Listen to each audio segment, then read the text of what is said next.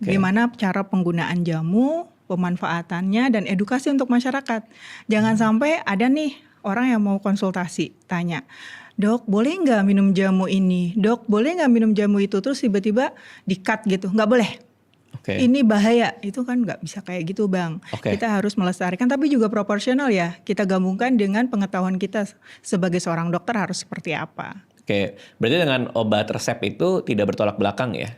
Lebih integratif ya? Ya, semuanya itu ada pengetahuannya, ada ilmu, dan itu bisa dipelajari. Ada Oke. modulnya juga. Oke. Makanya dokter-dokter yang berminat untuk jadi dokter jamu itu ada jalurnya gitu. Oke, wah menarik banget. Tapi kenapa jadi ke jamu setelah sekolah kedokteran?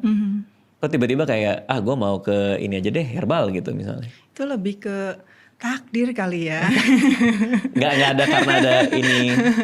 Nggak, jadi memang Pengalaman itu apa? panggilan hati kali. Oke. Awalnya sebagai edukator, jadi waktu itu, jadi cerita dulu nih ya, boleh ya cerita Boleh, dulu? aman. Ibu tuh bidan, Oke. ibu aku bidan. Ayah aku pertanian, jadi ahli pertanian. Oke. Ahli pertanian organik di Indonesia. Jadinya aku dokter herbal. Karena ada pertanian, ada bidannya. Iya, ada kesehatannya. Ada kesehatannya. Jadi panggilan hati sih. Dari dulu sering diajak mama gitu ya. Oke. Jalan-jalan ke desa buat periksa pasien Oke. yang habis lahiran.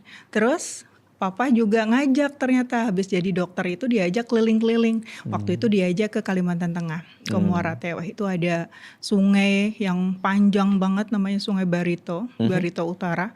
Waktu itu aku di tahun 2013 tuh baru banget jadi dokter, 2 tahunan lah. Oke. Aku pikir boleh juga, kayaknya bosan gitu praktek di klinik sehari-harinya gitu ya. Mau praktek ketemu sama pasien nih 2 jam, kayaknya nggak cukup gitu. Terus akhirnya ya udah deh ikut ngebolang ceritanya. Jadi Oke. ngebolang. Sempat ngebolang dulu ke Kalimantan setiap bulan.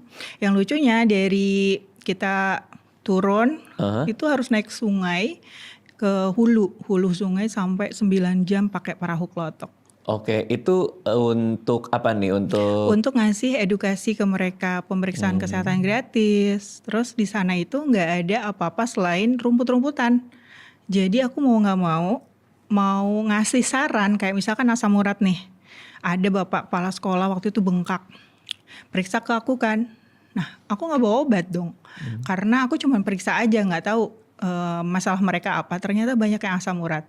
Pas diperiksa cek asam uratnya ada sampai 11 dan nggak bisa jalan. Akhirnya apa? Akhirnya aku kasih rumput untuk mereka rebus.